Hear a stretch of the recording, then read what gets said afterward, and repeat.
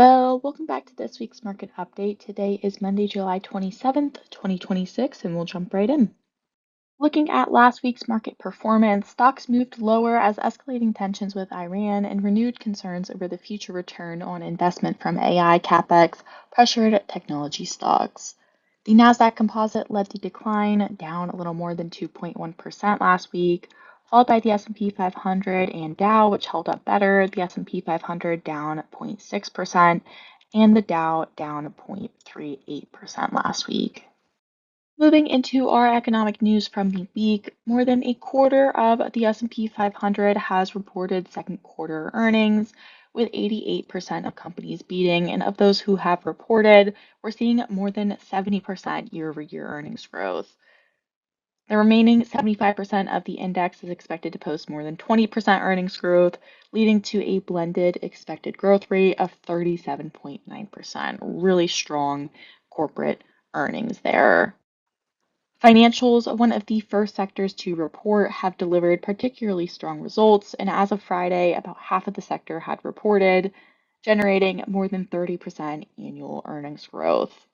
JP Morgan, Bank of America, Citigroup, Wells Fargo, and Goldman Sachs all posted strong results in the last few weeks, benefiting from a favorable combination of robust capital markets activity, improving business lending, and resilient consumer credit.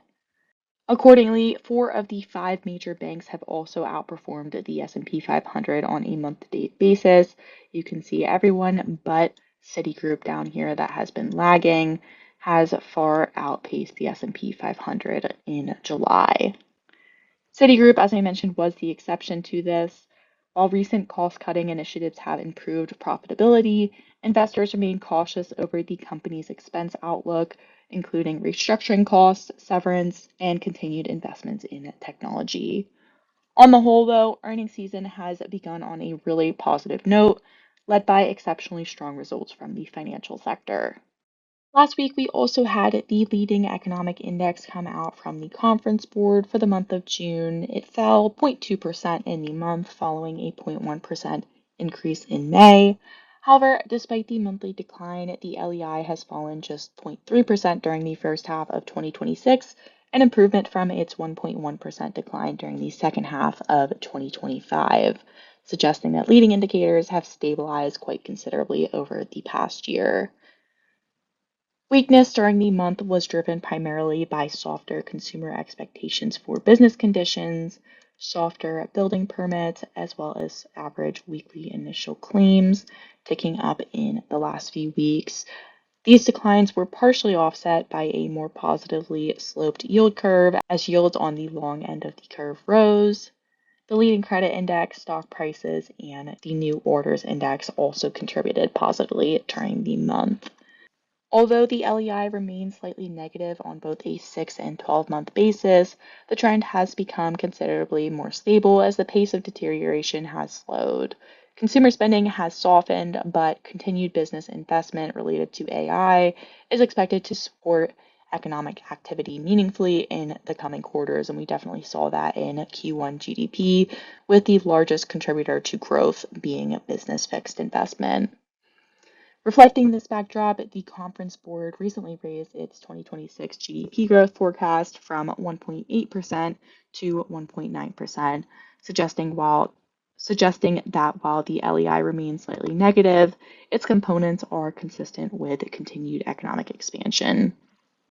Similar to how the building permits were a sluggish factor in last month's LEI, new home sales have also been fairly sluggish as high mortgage rates have pressured home buying activity. Sales of new single-family homes increased modestly on a month-over-month basis, up 1.6% in May. However, this was down 5.6% from a year ago to 628,000 new homes sold.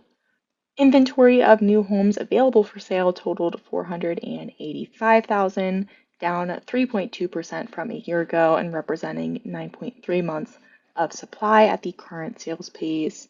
And at the same time, the median sales price declined 2.7% from a year ago to 398,300, as home builders continued adjusting prices to attract buyers in a high mortgage rate environment.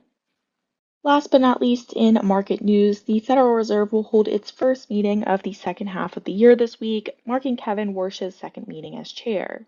Markets continue to expect the central bank to leave the Fed funds rate unchanged at the meeting, though rising energy prices over the past few weeks have significantly increased expectations for a rate hike.